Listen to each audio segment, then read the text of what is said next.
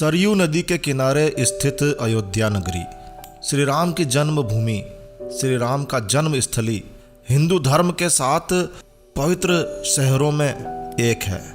हिंदू धर्म के 7 पवित्र शहर अयोध्या, मथुरा, काशी, हरिद्वार, उज्जैन, कांचीपुरम और द्वारका है। तो अयोध्या जो है वो सरयू नदी के किनारे पर स्थित एक बहुत ही खूबसूरत शहर है। अयोध्या को घाटों और मंदिरों का शहर भी कहा जाता है। आपको जानकर यह आश्चर्य होगा कि अयोध्या में 5000 से भी ज़्यादा छोटे बड़े मंदिर आप देख सकते हैं। इसके अलावा यहाँ पर कई पवित्र घाट हैं, जिनमें राम घाट, लक्ष्मण घाट, गुप्तार घाट और जानकी घाट, ये कुछ प्रमुख घाट हैं। कहते हैं कि इन घाटों में स्नान करने मात्र से ही समस्त पापों से छुटकारा मिल जाता है। तो आज इस वीडियो में हम आपको अयोध्या टूरिस्ट प्लेसेस के बारे में, अयोध्या के दर्शनीय स्थलों के बारे में जानकारी शेयर करने जा रहे हैं। तो ये वीडियो बहुत ही उपयोगी वीडियो है यदि आप अयोध्या के बारे में जानना चाहते हैं, यदि आप अयोध्या घूमने जाना चाहते हैं। चलिए थोड़ी सी बात करते हैं अयोध्या के इतिहास की। यदि हम अयोध्या के इतिहास की बात करें तो अयोध्या का इतिहास लगभग 9000 साल पुराना है। यहाँ पर आपको बहुत सारे मंदिर देखने को मिलेंगे, बहुत सारे पर्यटन स्थल यहाँ पर हैं, जहाँ आप हिंदू संस्कृति को बिल्कुल नज़दीक से देख सकते हैं। ना केवल नज़दीक से देख सकते हैं बल्कि आप जब अयोध्या जाएंगे तो अपने आप को हिंदू होने पर गर्व भी महसूस करेंगे। आपको ये जानकर भी आश्चर्य होगा कि अयोध्या का नाम बदलकर मुगल शासकों ने फैजाबाद कर दिया था। तो इसका नाम कभी फैजाबाद भी हुआ करता था, लेकिन बाद में जब योगी जी यूपी के मुख्यमंत्री बने तो उन्होंने इसका नाम बदलकर पुनः अयोध्या कर दिया। तो इस वीडियो को पूरा अंत तक देखिएगा, क्योंकि इस वीडियो में आपको बहुत कुछ मिलने वाला है। चलिए शुरू करते हैं। यदि हम अयोध्या के दर्शनीय स्थानों की बात करें तो सबसे पहले हम अयोध्या के सबसे पवित्र और सबसे दर्शनीय स्थल रामवाट पर्वत का नाम लेंगे। रामवाट पर्वत अयोध्या रेलवे स्टेशन से मात्र 2 किलोमीटर की दूरी पर स्थित है। और आपको बता दें कि ये वो स्थान है जहां भगवान श्री रामचंद्र जी का जन्म हुआ था। जी हाँ, रामवाट पर्वत पर ही श्री राम जी का जन्म हुआ था। तो कभी यहाँ भगवान श्री राम का एक मंदिर हुआ करता था, जिसे राजा विक्रमादित्य के द्वारा बनवाया गया था। लेकिन हुआ क्या, बाद में जब मुगल शासक आए तो मुगल शासकों ने, बाबर ने इसे तुड़वा दिया और यहाँ पर एक मस्जिद खड़ी कर डाली। वर्ष 1992 में श्री राम जन्मभूमि को लेकर बहुत ज़्यादा विवाद हुआ था भारत में, और कार सेवकों के द्वारा इस मस्जिद को, जिसे बाबरी मस्जिद कहा जाता था क्योंकि बाबर ने इस मस्जिद का निर्माण करवाया था श्री राम जी के मंदिर को तोड़कर, तो कार सेवकों के द्वारा इसे ध्वस्त कर दिया गया और इसके लिए बहुत विवाद चला। वर्षों के लंबे इंतजार के बाद में सुप्रीम कोर्ट ने अयोध्या में श्री राम जी की जन्मभूमि पर श्री राम जी का मंदिर निर्माण करने की स्वीकृति दी। कुछ समय में वो मंदिर भी तैयार हो जाएगा। तो आप रामवाट पर्वत को देखने जरूर जाइए, क्योंकि यही वो स्थान है जहाँ पर श्री राम जी का मंदिर बनने वाला है या बन रहा है। अयोध्या में एक बहुत ही खूबसूरत, एक बहुत ही चमत्कारी मंदिर है जिसे हनुमान गढ़ी कहा जाता है। ये मंदिर भी रेलवे स्टेशन से मात्र 1 किलोमीटर की दूरी पर स्थित है। एक पहाड़ी की चोटी पर इस मंदिर को बनाया गया है। बहुत ज़्यादा ऊंचाई नहीं है, आपको 76 सीढ़ियाँ चढ़नी होती है और 76 सीढ़ियों के प्रयास के बाद में आप हनुमान जी के दर्शन करते हैं। जी हाँ, हनुमान गढ़ी भगवान हनुमान जी को समर्पित एक मंदिर है और इस मंदिर में आपको हनुमान जी बाल स्वरूप में दिखाई देंगे, क्योंकि इस मंदिर में माता अंजनी की गोद में बैठे हुए हैं हनुमान जी। ऐसा कहते हैं कि जब भगवान श्री राम लंका से वापस अयोध्या आए थे तब उन्होंने अपने प्रिय भक्त, प्रिय सखा, प्रिय पुत्र, कुछ भी कह लीजिए, हनुमान जी को रहने के लिए यही स्थान दिया था। तो ये स्थान बहुत ही चमत्कारी स्थान है। कहता है कि कोई भी व्यक्ति जब यहाँ हनुमान जी के बाल रूप के दर्शन करता है तो उसकी समस्त मनोकामनाएं पूर्ण हो जाती है। ऐसे ही आप अयोध्या में एक महल है जो कि राजा दशरथ के महल के नाम से जाना जाता है। आप उसे देखने जरूर जाइए। दशरथ महल शहर के बिल्कुल बीच आपको देखने को मिलेगा। अगर हम हनुमान गढ़ी से इसकी दूरी की बात करें तो ये हनुमान गढ़ी से थोड़ी ही दूरी पर है। तो राजा दशरथ जो हैं आप जानते ही हैं, भगवान श्री राम जी के पिताजी। तो इस महल के अंदर आपको कई सारे मंदिर देखने को मिलेंगे, जिनमें भगवान श्री राम का मंदिर है, लक्ष्मण जी का मंदिर है, माता सीता का मंदिर है और भरत और शत्रुघ्न की मूर्तियां भी आपको यहाँ देखने को मिलेगी। तो ये महल अब एक मंदिर का रूप ले चुका है, लेकिन यह है बड़ा खूबसूरत। तो आप अयोध्या जाएं तो दशरथ महल देखने जरूर जाइएगा। ऐसे ही एक महल है, एक भवन है जिसका नाम है कनक भवन। अब कनक का अर्थ होता है सोना, सोने का पर्यायवाची है कनक। तो कनक भवन जो है वो कुछ इस तरह से बनाया हुआ है कि आपको ऐसा लगेगा कि मानो ये महल सोने का बना हुआ है। और यहाँ पर भगवान प्रभु श्री राम जी की एक सोने की मुकुट वाली प्रतिमा आपको देखने को मिलेगी। शायद यही कारण है इसे सोने का घर कहते हैं, कनक भवन कहते हैं। तो ये एक मंदिर है कनक भवन, अयोध्या के सबसे खूबसूरत और सबसे प्रसिद्ध मंदिरों में से एक है। यहाँ आपको इस भवन की अद्भुत वास्तुकला बहुत ही आकर्षित लगने वाली है। इस मंदिर को भगवान श्री राम जी की माता कैकेयी ने विवाह के बाद में सीता जी को मुंह दिखाई के रूप में दिया था। तो ये बहुत ही प्राचीन भवन है और इसे देखना बनता है भाई। तो ये महल समय के साथ में खंडहर भी हो गया था, जिसे बाद में राजा विक्रमादित्य ने इसे पुनः निर्माण करवाया था। और ये मंदिर हनुमानगढ़ी से बहुत ही नज़दीक में है। तो जब आप हनुमानगढ़ी दर्शनों के लिए जाएं तो पैदल पैदल आप कनक भवन देखने जरूर जाएं। सरयू नदी के घाट पर एक राम की पौड़ी नाम से एक स्थान है, जहाँ पर आप स्नान जरूर करके आएँ। जी हाँ, अपने कपड़े साथ में लेकर जाएं जब भी आप राम की पौड़ी पर जाएं। कहता है कि यहाँ स्नान करने से समस्त पापों से मुक्ति मिल जाती है।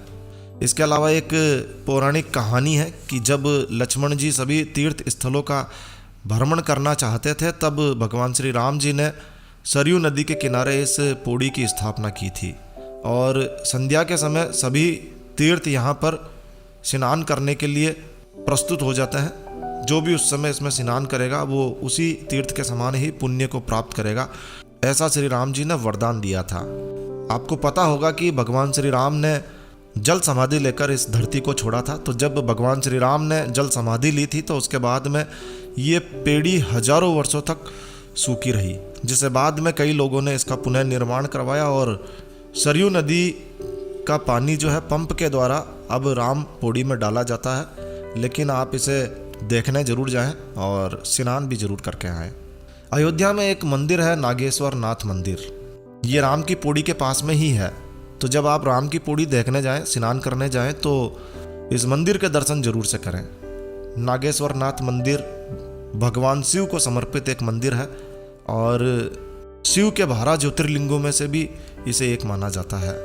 कहता है कि इस मंदिर का निर्माण भगवान श्री राम जी के पुत्र कुश के द्वारा करवाया गया था। ये भी कहा जाता है, यह भी मान्यता है कि जब भगवान श्री राम के पुत्र कुश जो है सरयू में स्नान कर रहे थे, उसी समय उनका बाजूबंद कहीं खो गया था और वो बाजूबंद सरयू नदी में एक नाग कन्या को हाथ लग गया और इसी नाग कन्या से कुश जी को प्रेम हो गया। और वो नाग कन्या जो थी, जो शिव की बहुत बड़ी भक्त थी, और इसी कारण से कुश ने नाग कन्या के लिए इस मंदिर का निर्माण करवाया था। तो ये मंदिर भगवान श्री राम जी के पुत्र कुश के द्वारा निर्मित है, नागेश्वर नाथ मंदिर। इतना प्राचीन मंदिर देखने को आपको मिल रहा है, जरूर देखने जाइए। ऐसे ही अयोध्या में एक गुप्तार घाट है। ये वो स्थान है जहाँ पर भगवान श्री राम जी ब्रह्मलीन हुए थे। तो गुप्तार घाट भी बहुत ही पवित्र स्थान माना जाता है। यहीं पर भगवान श्री राम ने जल समाधि ली थी और अपने चतुर्भुज रूप में लोगों को दर्शन देकर वैकुंठ धाम को पधारे थे। तो यहाँ भी स्नान करने का बड़ा महत्व है, तो आप गुप्तार घाट पर भी स्नान करने जा सकते हैं। इसके अलावा अयोध्या में एक त्रेता के ठाकुर नाम से एक मंदिर है। ये भी वैसे बहुत प्राचीन मंदिर है और इस मंदिर में भी आपको श्री राम जी, लक्ष्मण जी, सीता माता, हनुमान जी, भरत और शत्रुघ्न की प्राचीन मूर्तियाँ, बहुत ही प्राचीन मूर्तियाँ हैं जो कि काले बलुआ पत्थर से बनाई हुई है। देखने का आपको सुख मिलेगा। ये भी कहता है कि यहीं पर भगवान श्री राम जी ने अश्वमेध यज्ञ किया था। तो त्रेता के ठाकुर मंदिर देखने आप जरूर जाइए, देखना बनता है भाई। इसके अलावा एक सबसे शानदार स्थान है जो कि आपको जरूर देखना चाहिए, वो है सीता की रसोई। अब ये सीता की रसोई इसको नाम इसलिए दिया गया है, कहते हैं कि इस स्थान पर माता सीता कभी खाना बनाया करती थी। वैसे अभी ये एक मंदिर है, लेकिन इसके कोने में एक किचन बनी हुई है जिसे सीता का रसोई नाम दे दिया गया है, और आप इस मंदिर को देखने भी जा सकते हैं। देखिए, अयोध्या में आपको मंदिर ही मंदिर देखने को मिलेंगे, है ना। मंदिरों के बारे में ही हम बात करेंगे। तो ऐसे ही अयोध्या में एक तुलसी स्मारक भवन है। तुलसी जो है भगवान श्री राम जी की जिन्होंने जीवनी लिखी थी, गोस्वामी तुलसीदास जी, जिन्होंने रामचरितमानस की संरचना की थी, जिन्होंने रामचरितमानस का निर्माण किया था, लिखा था जिन्होंने 16वीं शताब्दी में, उनकी ही याद में एक तुलसी स्मारक भवन 1969 में 69 में स्थापित किया गया था। तो ये प्राचीन नहीं है, ताज़ा ताज़ा ही है, और आप यहाँ इसे देखने जरूर जाइए। इसमें एक विशाल पुस्तकालय है और एक रिसर्च संस्थान जो है अयोध्या का, वो यहाँ पर है, तो आप इसे देखने जा सकते हैं। अयोध्या के दर्शनीय स्थानों में एक स्थान आता है मरणी पर्वत। अब ये पर्वत वो पर्वत है, आपको पर्वत याद होगा जहाँ हनुमान जी संजीवनी बूटी लेने के लिए गए थे और एक पूरा का पूरा पर्वत अपने साथ में उठाकर ले आए थे। और ये भी याद होगा कि जब अयोध्या के ऊपर से हनुमान जी उड़ते हुए जा रहे थे तो भरत जी ने उन पर तीर चला दिया था, तो हनुमान जी वहीं पर नीचे उतरे, गिर पड़े। तो कहते हैं कि उस पर्वत का एक छोटा टुकड़ा जो है वो अयोध्या में गिर गया था। तो ये वो पर्वत है, आप दर्शनों के लिए जरूर जाइए, मरणी पर्वत। इसके अलावा अयोध्या में राजा दशरथ की समाधि स्थल है, जो कि अयोध्या से लगभग 15 किलोमीटर की दूरी पर स्थित है।